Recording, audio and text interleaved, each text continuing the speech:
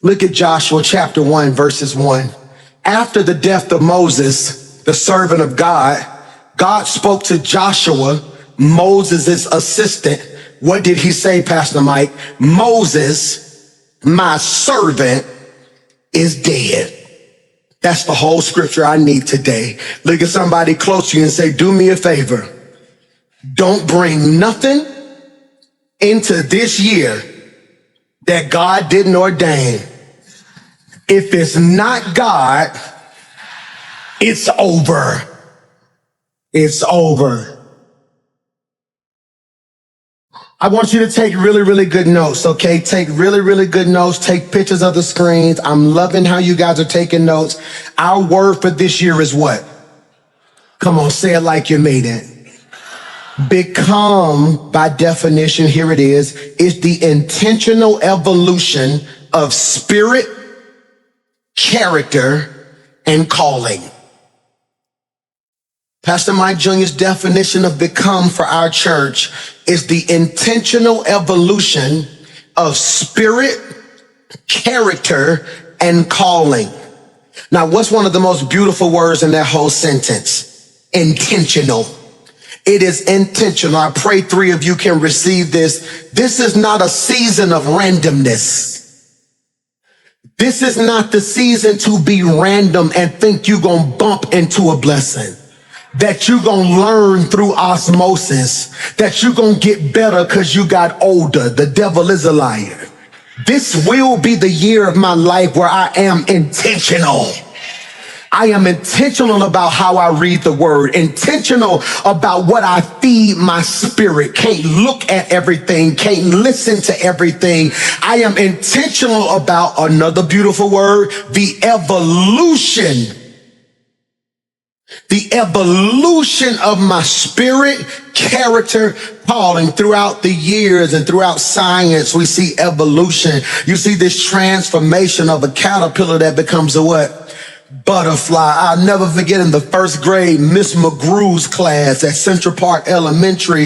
Miss McGrew was teaching us about giraffes, and it's just, to this day, it's still the most vivid memory I've ever had. She said, Michael, what were giraffes? And I was like, they got long necks. And she was like, how did they get long necks, Michael? I said, they was born that way. And everybody bust out laughing. I was the class clown. And I never forget, she looked at me and said, did you know that giraffes had short necks like horses, but they ran out of food and had to evolve? I want to ask you a question. Are you going to starve or evolve? Are you going to become stagnant or evolve? They left. Are you going to stay stuck in the memory of what was, or is this your season of evolution? Some of y'all ought to just shout, stick close to me, because I'm getting ready to evolve. It's so much more in me than you see. Become is the intentional evolution of spirit, character, and calling. That is so important. It is the journey from who you have been to who God already sees. And I want to ask you this question. I preach this same message the first Sunday of every year until God calls me to glory. I'm going to be 90 years old on the first Sunday of every year, asking you the same question. Put this in your notes. What's your mission and what's your vision? I believe each person should have a personal mission statement. A personal mission statement. The mission statement is who you are.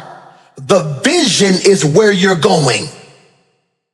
I'm going to say that again. If you're writing notes right now, you can put my mission is who I am. My vision is where I'm going. Or for the sake of this sermon series, my mission is who I'm becoming. My vision is what I'm pursuing. Preach, Michael. My mission is who I'm becoming. My vision is what I'm pursuing. Pastor Mike, what's your mission? You know it. Don't even realize you know it. It's to love God love people, make a difference. Every morning I wake up, that's my mission. That's my life's mission. I'm going to give God my whole heart to the best of my ability. I'm going to love people to the best of my ability. Give you the shirt off my back. I love going to doctor's visits. Every time I've ever walked in a doctor's visit with somebody who was sick or battling for their life, the nurses come in the hallway and say, can you come back up here more often? They just smile and they ain't been in good spirit. I love making people smile. I love standing before you and giving you work, that aha moment. I love when I'm teaching, then out of nowhere, I can see the light click. And you be like, I'm like, yeah, that's what I love. God, I love people to my core. I love people. And my mission is to make a difference, not to make money, not to be famous, not to be popular, not to be a celebrity, not to be the biggest pastor in the city. I just want to make a difference. I want, when God calls me home, I want testimonies being told of how that man made a difference in my life. That man made a difference in my life. That's my mission. The mission is what? Who you are, but the vision is what you're pursuing. Mission is who you want to become. Your vision is what you're pursuing. See, the reason I need you to identify your mission is because too many people fail year to year because you so caught up on what you're trying to get instead of who you need to become. And see, if your whole life is about what you're trying to get, once you get it, it's going to change you because you never discovered who you were. And the reason people can't figure you out is because you ain't got it, but you walk like you got it because you know who you are. And I'm telling you, if you become before you pursue, when you pursue, it won't change you because you already know who you. That's why with or without money, I can walk in the wrong bowl. That's why you ain't the boss, but everybody asks you questions like you are the boss, because the way you carry yourself say you know what you're doing. That's why folks see you and judge you and have an attitude with you, then get to know you and end up apologizing to you because they mistake your boldness for arrogance. I'm not arrogant, I'm not mean, I'm not nasty, but you ain't gonna convince me I am not what God told me. I'm preaching to three folk in here who can testify I may not have what I want yet, but I am becoming who God called me to be right now. What's the mission? What's the mission? I need you this week to pray and say, God, what's my mission? Let me say that better, because you don't know your mission if you can't provide a mission statement. You want to hear my mission statement? I, Michael McClure, choose to love God, love people, make a difference. At the core, everything I pursue is driven, I'm gonna say that better, Michael. Everything I pursue is filtered through my mission. Did you catch that? If it don't match my mission, I can't do it.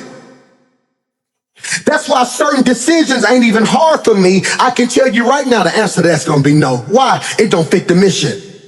But it's paying so-and-so, that's cool. Making money ain't my mission. Making the difference is. Which is why there will be certain seasons of my life where I don't get paid for what I do. But I know I may not get what you gonna give me, but if I stay true to who God called me, what God gonna give me is greater than what you could have gave me. Am I preaching to anybody? Mission is what you do. Vision is who you're becoming. I need you to catch this now. Why, PMJ? You don't abandon mission to chase vision. You fulfill vision by staying faithful to the mission. That's why today's text is so important, because in Joshua chapter 1, it's on the screen. It says, after the death of Moses, the servant of God, God spoke to Joshua. We got to pause right there. That's enough to have church. After the death of Moses, servant of God, God spoke to Joshua. That's enough to have church right there. I'm going to say it again. After the death of Moses, servant of God, God spoke to Joshua. Y'all looking at me like I want to shout. I just don't know why I should be shouting right there. Because up until now, God only spoke to Moses.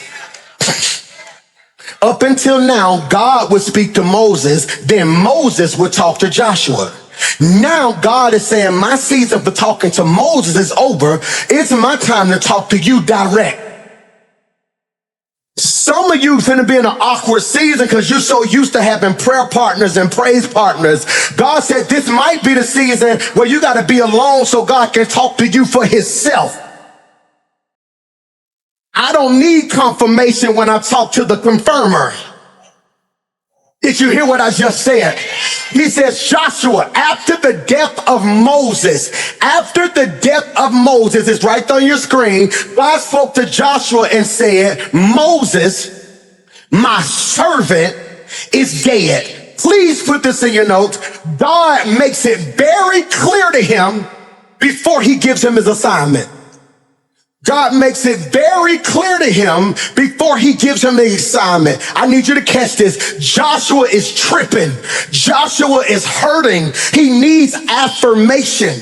What Joshua needs right now is for God to send an angel to him and say, Joshua, it's going to be okay. Let me explain to you why God had to do it. But I need to free you. Please put this in your notes. There are moments when God will not explain your loss. He will just simply acknowledge it. Many of you are stuck because you're waiting on God to give you an explanation.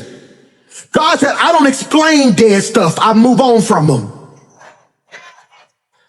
You're so busy trying to ask God why when God is waiting on you to ask him what next. Michael, no, God is telling Joshua, are y'all listening to your boy? That chapter is dead. I want to say that better. The chapter of your life with Moses is closed. You can keep reading it, but I'm on chapter 12. I want you to catch this. I love what Henry Cloud says in Necessary Endings. This may be worth writing. He says in Necessary Endings, the inability to end something that is over is the number one reason people stay stuck.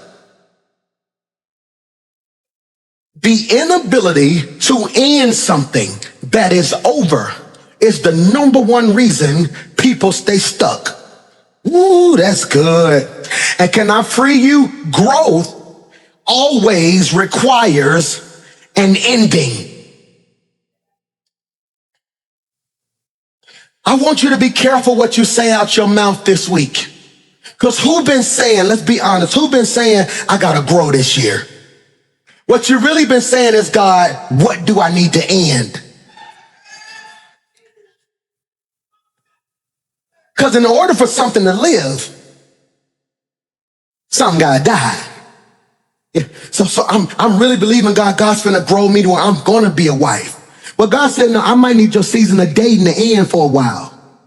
Because in a certain state you in, you're not ready. When I'm believing God for promotion, God may be saying, well, I need your ambition to die right now. Sit still and let me work. And I came to submit and suggest to you that delayed endings create prolonged dysfunction.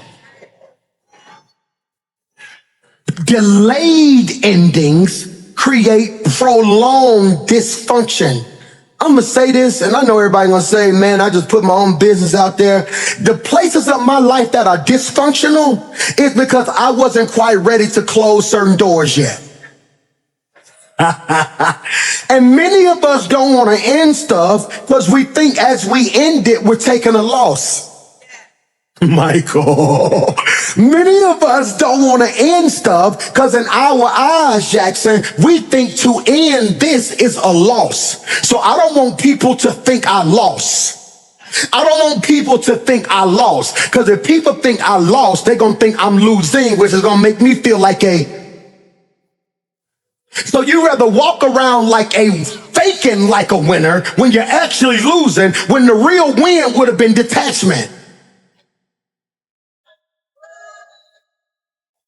Can I free you? Please put this in your notes. Endings are not about loss. Preach, Mike. Endings are not about loss. They are about capacity. God says, I feel my help coming now. I don't end stuff so you can lose. I end stuff so I can make room, so I can give you more. I'm only preaching to 3 of y'all who lost some stuff in 2025 and you still been trying to wrap your mind around how they could leave or how you could lose this. When God is telling you, you don't even see, I'm making capacity. I'm getting ready to send you so much, but it was certain stuff I could not send you as long as there was too much crowded space in your life. I don't know whose word this is, but I speak capacity over your life. God said, I'm making room. If they don't call back, don't call them. I'm making room. I need you to get rid of that attitude. Lose the attitude so you can get some peace. Lose the pain so you can get some joy. Lose the frustration so you can finally see my vision. You think you're going through a losing season. God said, baby, I'm just making room because I'm getting ready to send something greater than you ever seen.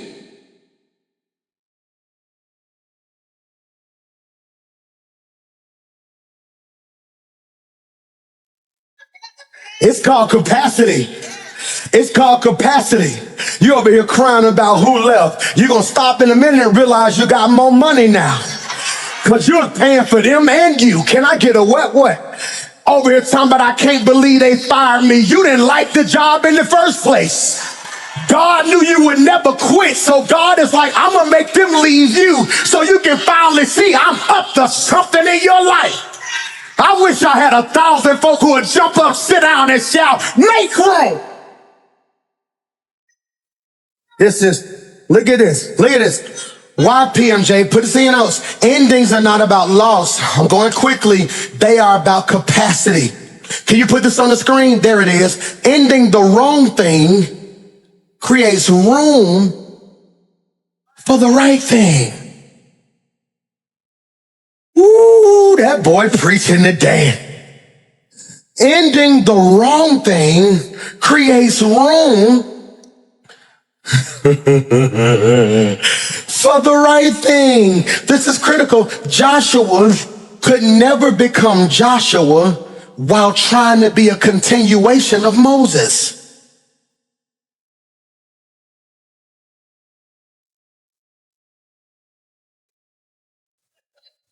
Joshua couldn't be Joshua long as he was running behind Moses. So I never forget, I was so happy being my daddy praise and worship leader. I did praise and worship, then they messed around and gave me a youth ministry. I want to be very clear. If you think The Rock is dope, my youth ministry was off the chains. I'm talking about, I walked in my dad's office. I said, Dad, can I get one row for all the young people in our church? He was like, cool. My dad's church is a right pew and a left pew. Then it's a big center aisle. So I started out with just one row of kids. All right, boom. It was me and probably like 9 teenagers and probably 3 people in their 20s. All right, 3 months later, I got the whole left side of the church. When I tell you it was a move, hear me when I say this. My dad, my mom, them, it was a beef too. It was me and Lady versus my dad and my mom. And then so we would be over there. We was the youth pastors. They was the pastors. And so we would walk in church and I had my youth department so fired up. I would do praise and worship. And I ain't just do praise and worship like they do praise and worship. They be up here singing. I had dancers on stage. You remember back in the day when the people used to liturgical dance? I was like, why y'all gotta wait till Easter to liturgical dance? I brought them to rehearsal. We used to sing, Lord, you're good. I used to get up on Sunday. Come on, give God a hand clap of praise. They would start the music with boom. Lord, you are good and your mercy endureth forever. I still remember the steps, boy. People from every, you was one of the dancers. People from every nation and tongue, boom, from generation to generation, we.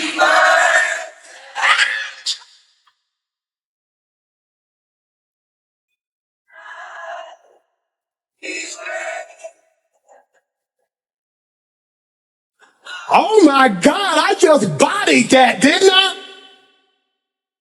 But think about that. You got me. I'm singing doing it. Then the dancers doing it. Then there's 300 teens on the pews just jumping, jumping.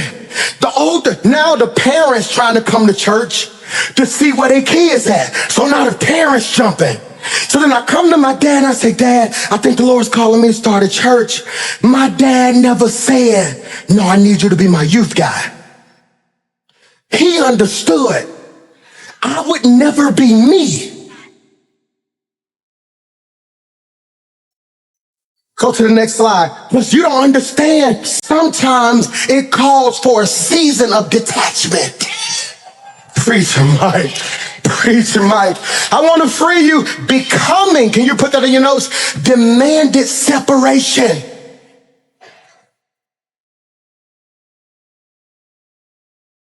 That's heavy. And many of you are so clingy, you can't become. Who wants your child to become smarter? Yet you detach and send them to school. Who wanted your child to cheer up in sports? You detach and let somebody coach them. But in your personal life, you try to be everything to a person.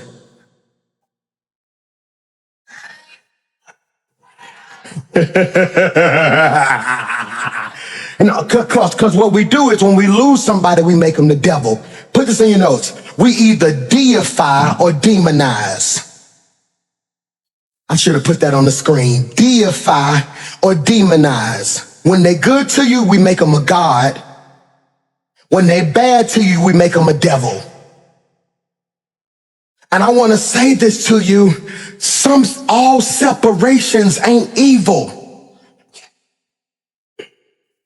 I have friends right now I haven't spoke to and probably twice in over 3 years, because 3 years ago I realized it wasn't a sin to be friends with them. They just made the parts of me that were dysfunctional comfortable. Jesus Christ, that was good. There are certain friends in my life I had to detach from because they made the parts of me that were dysfunctional comfortable. It ain't a sin to be with them. We didn't do nothing sinful. They just made it comfortable for me to complain. They made it comfortable for me to never deal with my weight. They made it comfortable for me to be the version of me that I didn't need to be. So I had to be honest and say, hey man, I love y'all. You may not hear from me as much. I'm just working on me in some areas. And if they really love you, they respect it. Only people who like the dysfunctional you make you feel guilty for trying to be a better version of you. Preach, Mike McClure. How you gonna guilt trip me for trying to be what God called me? Because now it's forcing you to deal with the fact that you ain't who God called. Am I preaching to anybody today? So hear me, because most of us don't want detachment. Hear me, most of us don't want detachment because we don't want to deal with rejection. This is critical, and I came to speak over your life. I'm finna run right here. What you think is rejection is really projection. Michael, what you think is rejection is really projection, okay? You don't like this when I say this, okay? All right, who likes rejection? Okay, I ain't think so, okay? Every mama who done had a baby, give me a what? Every mama who done had to give birth to your baby, give me a what? Every mama who gave birth to your baby and rejected the baby, give me a what? No. Every mother in here rejected your child. If you look at science, your baby didn't want to come out. Your baby was floating in water, having all their food brought to them, comfortable. Couldn't nobody get to them, couldn't nobody hurt them. Your baby didn't say, I'm ready. Your body did. The only reason your baby here is because your body rejected your baby. And the rejection of your baby is the birth. You got here off rejection. So if you were birthed through rejection, what made you think their rejection gonna kill you? So So when you go through rejection in your life, instead of saying what's wrong with me, you need to say, God, what you get ready to birth in me. Talking about we don't like you. Good. That must mean I'm on a level that they can't comprehend yet. And God's getting ready to birth something new in me. I prophesy to 20,000 people that this will be the year of your life where God birthed a better. I gotta stop. Hear me. This is so good. This is so good. Why, Pastor Mike? Because I want you to realize Joshua is going through a type of rejection. He's sitting there. Who gonna help me preach? Joshua sitting there, right? Joshua, Moses dead. I don't know what to do. I don't know if these people gonna listen to me. I don't know what to do. It's like it's dead. And God, put this in your notes, gives Joshua 30 days to grieve. God says, all right, Moses dead, leave him alone. Day one, oh God, it's okay, just keep an angel around, make sure don't nobody get him. Day 5, but what do we do with that Moses, Lord? It's cool, they was close, they was tight, God bless them. Day 10, oh, he's still out there crying. It's cool, if the relationship real, you should feel it. Day 20, is he making any progress? He's still in the same spot. It's all right, give him a second. Day 25, he's still up under that tree crying, God, we got to figure out what we're going to do. The children of Israel, they need a leader. Somebody got to get up. I saw a boy in the back. No, we ain't going to get the boy in the back. We're going to give him enough time to grieve. Day 30, hey Joshua, it's on the screen. Do me a favor. Moses, my servant, you missed the clap back. Moses, my servant, let me be very clear. He meant more to me than he meant to you. I done gave you 30 days to deal with this. Look at the scripture. He says, now I need you to get going. I like what the NASB version says. It's on the screen. He says, Moses, my servant is dead. Therefore, arise. I'm finna preach to myself right here because you don't know why to shout. Because you don't understand Hebrew. Old Testament written in Hebrew, New Testament written in Greek. If you ever read in the Bible and you're in the New Testament and you want to know what a word means, look at it in the Greek. If you want to know what a word means in the Old Testament, look at it in the Hebrew. Hebrew, okay, I had to write it down because I don't know how to pronounce it. I'm going to read it. Kufamim. Kufamim. I wanted to get it right because you say it wrong. Kufamim. Here's the pronunciation. You pronounce it like COO-FAD-MEM.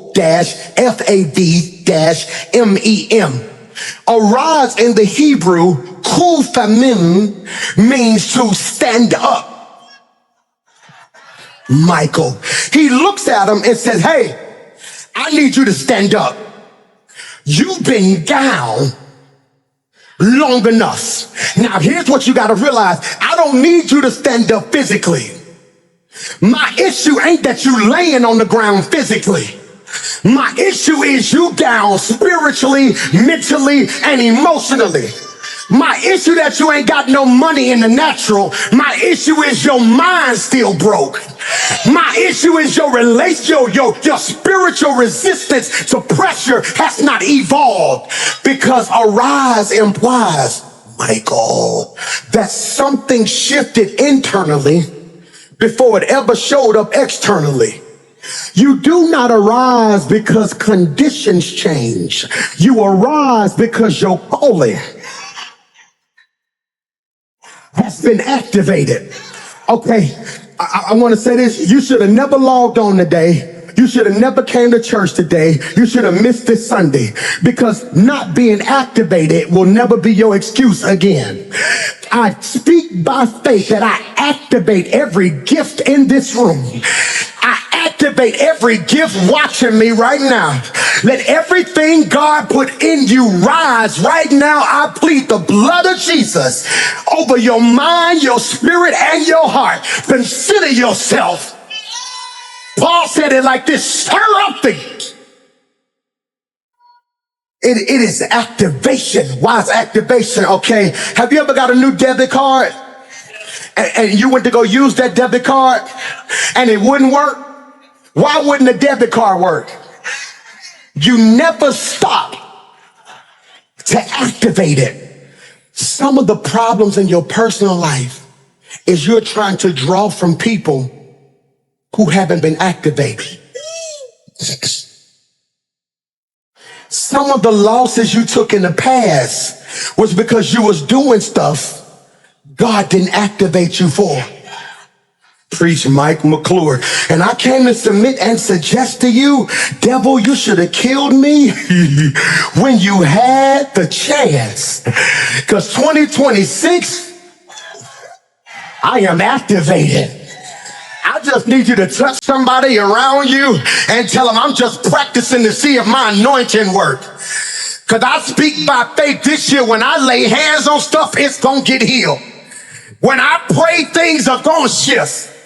When I speak those things that are not, they will be so. I just wish I had 1,000 folk in the room and in the chat who can just shout, I am activated. Yeah, I see it, huh? I feel that. Yeah, activated, activated. Somebody shout, arise. I got 7 minutes. Put this in your notes. Arise. Arise. Say it like you mean it. Arise. Put the next slide on the screen. Arise is the hinge between the promise. Say that better. Arise is the hinge between the promise and possession. Please put that in your notes. It is the space between the promise, Michael, and possession. For all my note takers, under promise, I want you to put what he said, and under possession, what he gave. So when I tell you it's your season to become, I'm saying it will determine how you manage the space in your life between what God promised you and the day God gave it to you. Most people settle because they don't know how to deal with the space in the middle. The space between, come here, David, God telling you in your daddy backyard, you are the next king. But then he leaves you in the backyard, don't give you a crown, no security, and you still ain't nothing to your family because there's a space between him prophesying it and it manifesting. And some of y'all got to be careful because there are people who will love you when it's prophesied, then kill you when it manifests. Folk don't mind being your friend when we all shouting about what we gonna get. It's hard to be your friend when you get it before me. Michael, hear me when I say this, and I'm telling you this is your season to assume responsibility. Assume responsibility. Assume responsibility. I'm 41, that means my parents in their 60s, yada, yada, yada. So this whole year of my life is assuming responsibility. Where you want to be at in 3 years, mama? Where you want to be at in 3 years, daddy? What you looking for? What you doing with this? I'm finna be what you finally raised me to be. Y'all set me down as a young boy, had me sitting in counseling meetings, had me sitting in this. Y'all would tell me, now it's here. So what you want? No, we're not gonna do that. We're gonna do this. We're gonna move this. We're gonna move that. We're gonna do this. What you want, mama? What's your ultimate dream? How do we get there? Let's go ahead and put this up right so. Baby brother, what you want to do? What's in your heart? Okay, boom, boom, boom. I believe in my soul, my brother, author. When he preach, you can hear books, can't you? You can hear it.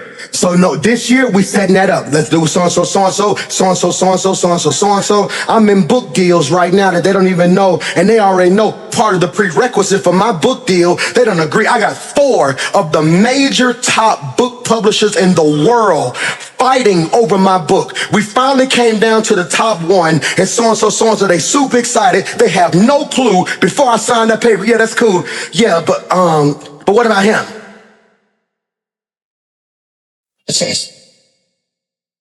I tell you what, take some of what you're going to give me and apply it to him. No him, no me. I'm taking responsibility. My sister's not married yet, so I'm her husband now. So what we doing, Leak? How we doing so-and-so? I want my sister so-and-so. No man gonna be able to so-and-so, so-and-so. You know who your brother is, right? So we gonna do X, Y, Z. We moving so-and-so over here, so-and-so, so-and-so. I'm planning the next 21 days a family meeting to figure out what we gonna do, so-and-so, so-and-so. Here's what I need from y'all. Y'all know I'm insecure. Y'all know I got anxiety. So when this happens, if y'all don't mind, just reach out and tell me so-and-so, so-and-so. Come sit over here and just look at me certain days so I can feel better about so-and-so, so-and-so. All right, y'all ready? Put your hands in. And that's what it's gonna take. My mama got attitude with me yesterday. I sent a little voice message, Mama, you gonna do so-and-so, so-and-so. She gonna lead a family group text. Guess what D did? Put her butt right back in the kitchen. Because I'm taking responsibility. You done gave everybody in your circle 6 years to be what they said they was gonna be. Now you gotta wake up and say, hey y'all, I love y'all. If we're gonna be friends in 2026, we go to plan. We ain't doing so-and-so, we ain't doing so-and-so, we ain't doing XYZ. If we gonna do something, we gonna do it. Now let me be clear. If y'all ain't serious, here's where I'm gonna remove myself. Because I refuse to be where I am this year, next year. I assume responsibility. God tells Joshua, I got 3 minutes. God tells Joshua, get up. You can't afford to be down. Too many people depending on you. You don't think I have bad days? Baby girl, you don't think I had days when depression hit me? I done called more hell in the last 20 days than I done called all year. Every time I turn around, it's something about me. Did you hear this? Boom, boom. I can't believe he said this. Boom. Do you see this? Boom. Stuff being screenshotted. And every now and then, even when people mean well, when they say they love me, they making me aware of stuff I didn't even know about. So now I've been just sitting there and the old me would have sunk. The old me, my mama would have had to come sit on the couch. The old me, the whole staff, they don't think I used to know this. They knew me so well. They would just take me out to eat and they would be around me so much so I would never think because I'm anointed, but I'm also human. Stuff hurts your feelings. Stuff will have you questioning your identity. It don't no more though. See, because now I know who I am before I do.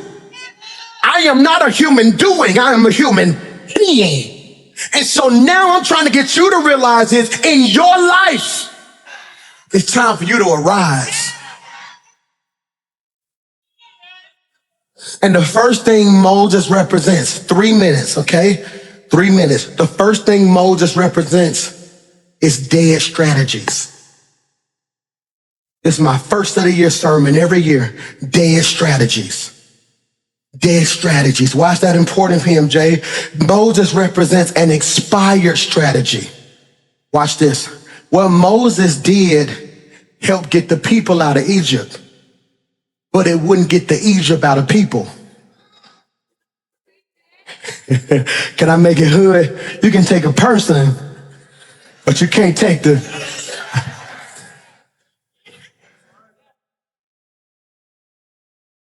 And what I'm telling you is many of you, as you start this year, I want you to pause. Don't get upset. But if you think about it, you done made a list of goals wrapped around old strategies. Now keep in mind, I said he represents dead strategies, not failed strategies. I want to be very clear. Moses, what he did worked. Problem is, what delivered you may not develop you. This is good Sunday right here. What delivered you may not develop you. Bro, you ever been swimming before? All right, you ever seen somebody drown before? Almost drowned. They had to throw that little circle thing, that little donut out there. What is that donut thing called? Like a lifesaver. Like the candy you eat. It looked like a... I'm a big bag. Pray for me. I said I can't. So you know that little lifesaver? Who's seen that little lifesaver? Somebody be in the water, he throw that thing out there, boom, and the person grab it, what they do to it? Pull them in. You ever seen somebody go get swimming lessons? They don't use that lifesaver. They almost let you almost drown. They said, we're gonna teach you how to float. You ready? Oh, it's okay, I got you. No, it's okay, I got you. Because the instrument they use to deliver somebody is not the instrument they use to develop somebody.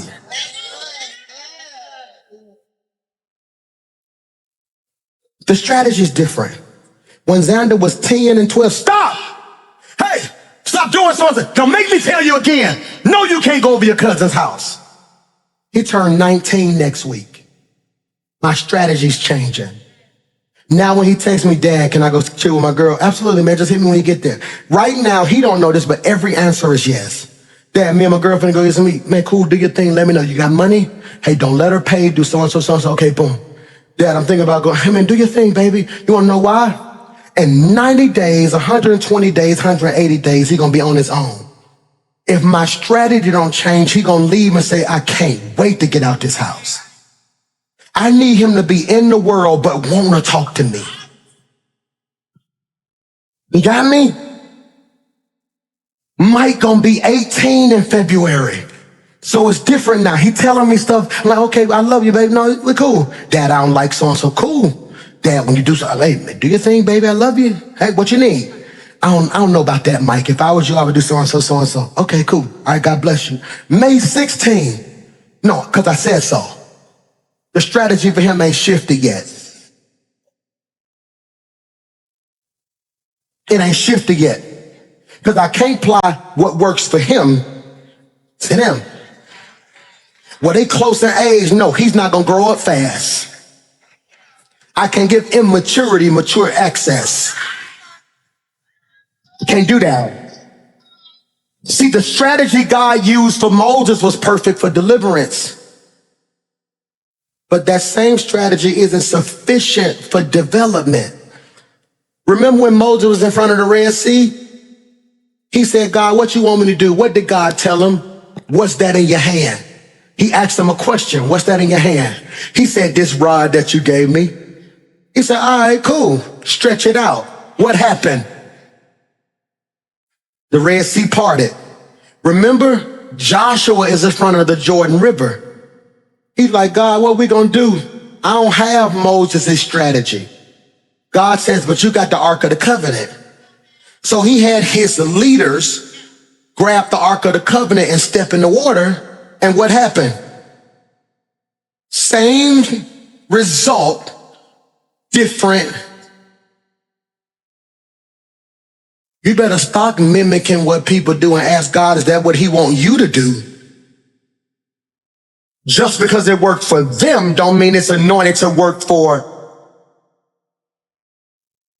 dead strategies. Let me pause and parenthetically digress and give you this word right here. Just because it was a dead strategy does not mean Moses was evil. His time was just up. Time was just up. I just filmed a TV show. They wanted me to host this celebration for Dr. Martin Luther King on television. And they brought the whole television crew to Birmingham, Alabama. They filmed it at the Civil Rights Institute. And so I had to spend a whole day hosting, like, we'll be right back after this, just all this other stuff. And I'm walking through the whole Civil Rights Institute. And it was so crazy. I worked so much, I had kind of forgot my granddaddy passed. And I know that sounds weird, but you work so much sometimes. And I'm standing here and I'm looking at a picture and I can literally see my granddaddy in the picture. I'm like, yeah, that's my granddaddy right there. And literally, you know what I said? I said, I'm gonna get him down here. He gonna love stuff. And literally went to pick up my phone. It was like, oh my God.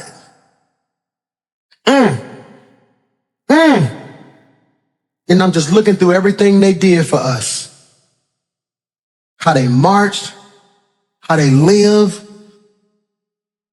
And as incredible as my granddaddy and Abernathy and Shuttlesworth and Woods and King was, if they were all here right now, that strategy wouldn't work.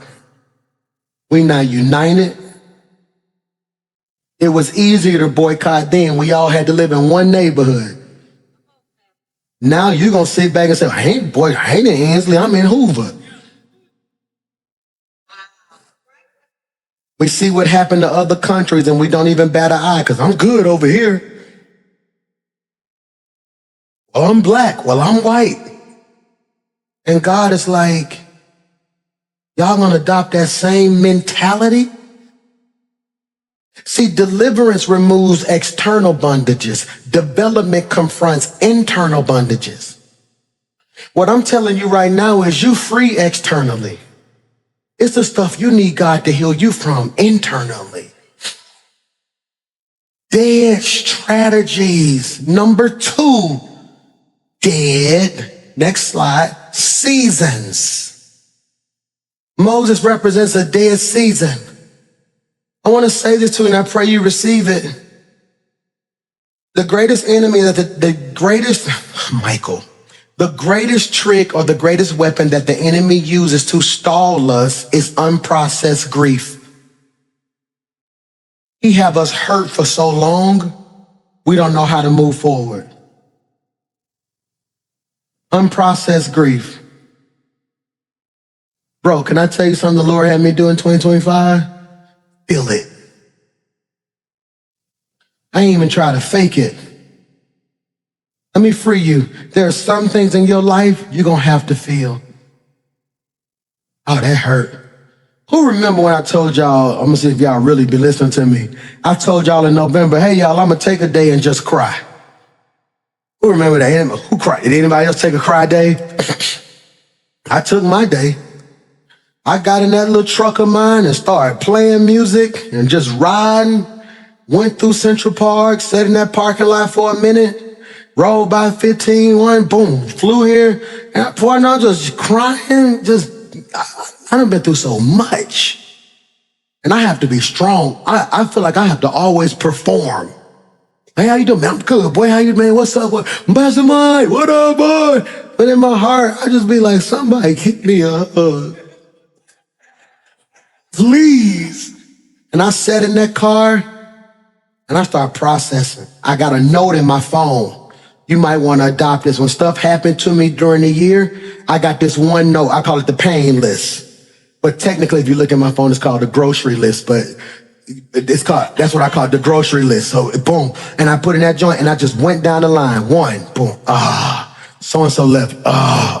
So, and I just started thinking about it. I had to deal with it. Why, PMJ? Please put this in your notes. If you don't process it, you'll always carry it. Can I say it the way my brother would say it if he was preaching? What doesn't get healed get handed down. I'm like, God, I got to deal with this grief so I'm not bleeding on my kids. Ooh. I don't want my son coming to me saying stuff like, Dad, I want to date. No. Don't trust nobody. Now I'm bleeding on them. I'm trying to develop them. You know, Xander be 19 in January next week. Mike will be 18 in February. Mason will be 17 in June. And so now I'm developing. It ain't a whole lot of hollering. See, deliverance is loud. Development, put that on the screen so they can see that. Deliverance is loud. Development is soft. It's slow. Got me? Ain't a lot of hollering now. These are young men. You know? Hey, do me a favor. Don't ask your mama for no more money. Y'all come here. I love y'all. Don't ever again ask your mama for no money. You finna be 19, you finna be 18, you finna be 17.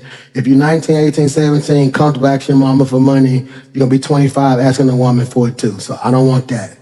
I said, so in my house, don't ever in your life ask your mama for some money. If you need some, you come talk to your daddy. Yes, sir. You wanna know why I'm doing that? Because I want them to be in that room and wanna go out and be like, oh, Dad, can I have, yeah, I got you. Because you know what that's going to produce? This hunger to go get it theyself. Ain't nothing wrong with it, but that's how I'm developing my boys. Like, no, so do so-and-so, son, do me a favor. Hey, Mace, I told you come 2026, I got a shift on you. You my dog. Did me and Mace tight. That's my boy. That's my dog right there. I said, hey, Daddy going to turn on you a little bit because you trying to enroll in school early. He an athlete. Mace want to be in college this time next year. He don't want to graduate May 2027. He want to graduate early and be on campus so he can be in spring training. So that means I got 8 to 9 months to get all the baby out of him. They're not going to care who his daddy is. They going to tell him, I don't care who your daddy is. Run up the hill. They're going to scream and holler. So you know what I'm doing now? Hey, Mace, get up. Do so-and-so, so-and-so. Nope, don't do it for him. So-and-so, so-and-so. Quit it. Don't go up there again. Don't talk to him. No, get it right. So so-and-so, do XYZ, do so-and-so, so-and-so. Mace, I'm gonna tell you one more time. If it happened again, you won't have a mattress when you get back. I'm gonna let you sleep on the floor. I'm that type of daddy. You're not gonna have a mattress again. He gonna come upstairs, whole mattress gone. Mace, you ain't got no mattress, do it. All right, come on, get it right. Let's go, baby. I gotta make him a man. No, see, because the problem with privilege is I'm giving him everything I never had, but I'm also not giving him what made me. So it has to be balanced. You got me? I'm trying to develop them. All my parents, hear me right here. Every leader, hear me right now. You may be trying to talk to people with a deliverance voice in a season of development. You yelling at that woman, she don't need that right now. Hey babe, I just want to share my heart and let you know what I feel. So when you say this to me, it makes me feel like XYZ. And I know you share how you, but I don't even hear you when you start screaming like that. It's dead seasons, dead strategies. Number 3, we're going home, dead squads or dead circles. Next slide, it's the last one of the day. I'm gonna get you out of here. I'll never arrive in the right place while holding on to the wrong people. Man, Michael, do I need to say that again? I'll never arrive at the right place holding on to the wrong people. I want to speak over your life. 2026, I said it on New Year's Eve. I'm going to say it again today. The question isn't if God going to open the door. The Lord told me he's opening doors this year. I told you, and I rarely say the Lord said, 3 doors he's opening. Doors you knocked on, doors you did knock on, and doors you knocked on. God gonna spin the block on stuff that didn't work in the past. God gonna open doors that you've been praying for. And you're gonna get phone calls to do stuff you never even dreamed you would be doing. The question isn't if God's gonna do it. The question is, are you gonna change when you get in the room? Which is why it's important before you get it to become. Father, in Jesus' name, I pray I said something that it comfort the afflicted and afflicts the comfortable. God, I pray that somebody leaves here today saying, God, I got to give you my heart, man. God, I pray I'm not building a church that has an allegiance to my teaching more than an allegiance to your word. I pray right now that we shift out of a Moses mindset to a Joshua mindset. Have your way in our life, God, so we can be everything you called us to be. But this will be a blessed year, not just on the outside, but on the inside. We thank you, God. In Jesus' name we pray. And everybody said, come on, stand to your feet with me. Can you clap your hands if you really love Jesus right there?